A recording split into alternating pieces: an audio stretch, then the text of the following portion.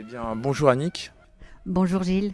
Je suis actuellement au premier salon du livre de La Palme dans le département de l'Aude en région Occitanie. Comment vas-tu? Bon, je vais très bien. C'est le deuxième jour de ce salon. Il fait un peu grisouille, mais justement, j'espère qu'il y aura plus de monde, qu'ils ne seront pas tentés d'aller à la plage. Et En octobre. oui, oh si, moi j'y vais à la plage en octobre. C'est très, justement, il n'y a personne. On entend le bruit des vagues. C'est très joli. Et il paraît qu'il y a beaucoup de flamands ce matin. Hier soir aussi, il y en avait sur l'étang quand je pars. Ouais, donc ça, pour les amateurs, il faut pas les déranger, juste les photographier de loin et les regarder à la jumelle si possible. Il faut éviter de s'approcher parce que ça les fait partir et c'est dommage. Parce que s'ils sont dans un endroit, ça veut dire qu'il y a de la nourriture. Voilà. Donc ça c'est La Palme. Je suis bien contente d'être là. Je connaissais pas trop. On fait que passer à La Palme en général. Et là, c'est bien. Il paraît qu'il y a une très belle église. Il me tarde d'aller la voir. Et donc hier, tu étais à un événement à Coursan. Il se trouve que j'avais deux amis qui jouaient dans cette pièce et qui m'ont sensibilisée à cette pièce de théâtre qui s'appelle Amis entends-tu. Alors, Amis E avec un E, donc au féminin. Amis E entends-tu. Et le thème, c'était les résistantes et toutes les femmes qui ont œuvré pour sauver des personnes qui étaient persécutées pendant l'occupation nazie, des juifs, mais aussi des personnes qui voulaient rejoindre l'Angleterre pour résister en Angleterre. Donc, ils sont partis pour le scénario, pour écrire cette pièce. Ils sont partis d'une histoire vraie. L'histoire de Jeanne qui est une Pyrénéenne, une jeune Pyrénéenne qui assistait son père pour justement cacher ces personnes dans leur auberge. Et Jeanne, un jour, il y avait un groupe de 9 personnes à faire passer en Espagne et son père lui a demandé de l'aider parce que 9 personnes c'était beaucoup et il y avait une jeune femme avec un bébé. C'était une jeune femme de confession juive et avec son bébé qui s'appelait Michel. Elle avait perdu de vue son mari qui s'appelait Jacob, qui avait été arrêté par les Allemands. Elle ne savait pas où il était. Mais il lui avait dit il lui avait donné quelques noms et quelques adresses, et grâce à ces quelques noms et ces quelques adresses, elle est arrivée au pied des Pyrénées chez Jeanne. Et Jeanne, la nuit, a aidé son père à faire passer ce groupe de 9 personnes, dont une personne qui était un peu âgée, et ce bébé. Et la maman était très fatiguée, elle tombait toutes les 10 mètres. Donc Jeanne a pris le bébé, elle a grimpé je vous raconte toute l'histoire parce que c'est tellement beau. Et puis c'était sur scène, on l'a vécu sur scène, ils l'ont très très bien joué.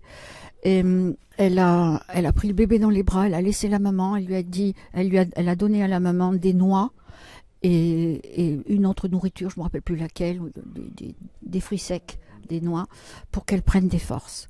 Elle a demandé à la maman de nourrir le bébé au sein. Donc le bébé était nourri, donc elle l'a pris et elle lui a fait passer la frontière. Et elle a laissé le bébé. Elle a dit au bébé, tu es sauvé, mais je vais chercher ta maman. Elle est redescendue. Et c'est un sentier très escarpé, un sentier de chèvre, comme on dit, très escarpé avec beaucoup de cailloux. Donc elle a attendu, elle a rejoint le groupe. Le père s'occupait du reste des personnes. Et à deux, ils ont fait passer donc les 8 personnes, dont la maman, au bout de beaucoup d'heures d'efforts. Et ils ont retrouvé l'enfant qui attendait. Donc ça, c'est une belle histoire, c'est une histoire vraie.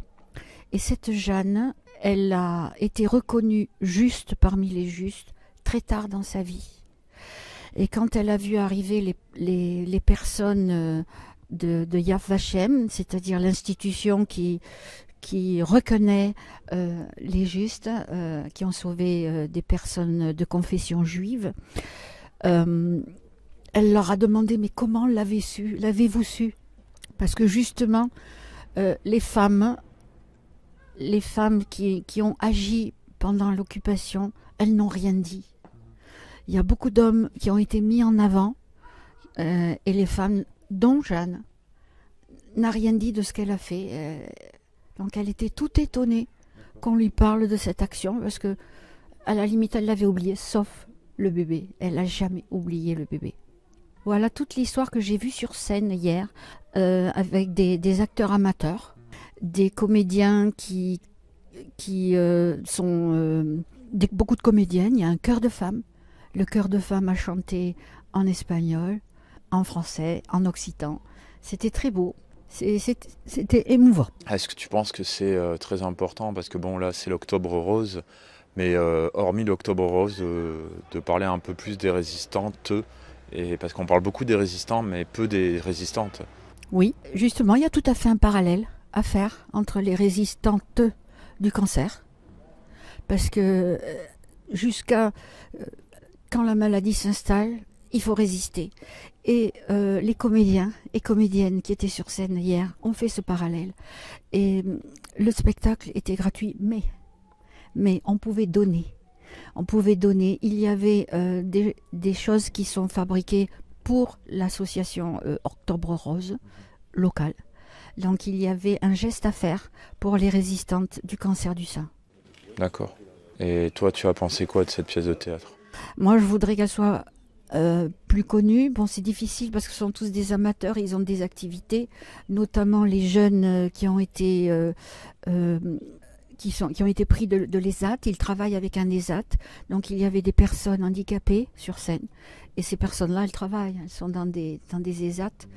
Et c'était beau de les voir sur scène. Il y avait un mélange de comédiens amateurs, de comédiens professionnels et ces personnes handicapées, hommes et femmes.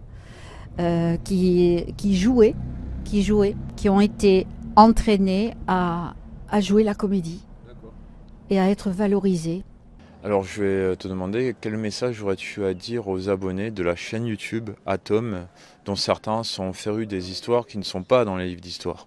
Eh bien de réécouter ce que je viens de dire d'abord et de trouver justement ces histoires. Il y en a partout, il y a des noms quand même, hein. Il y a des noms. Il y a récemment dans la Haute-Vallée de l'Aude un mémorial aux héros entre guillemets inconnus de la résistance qui a été remis au jour. Et c'est vrai que quand j'ai lu l'article dans l'Indépendant, je ne savais pas que ça s'était passé là. Donc il y a plein d'endroits où on peut reconnaître les lieux où il y a eu des actions de résistance, hommes et femmes. Alors pour les femmes, c'est un petit peu plus difficile parce qu'il y a leur nombre est vraiment plus restreint, les femmes, ou inconnues comme Jeanne. Jeanne, il a fallu qu'elle attende d'avoir 70 ans pour être reconnue actrice de l'action de résistance en tant que passeur de personnes en danger. Bah écoute, je te remercie beaucoup de nous avoir partagé cela et puis je te dis à une prochaine fois. Oui, merci beaucoup. J'ai adoré témoigner sur ce que j'ai vu, ce spectacle que j'ai vu hier soir, parce que je pense que les jeunes générations devraient le voir. D'accord. Bah merci beaucoup.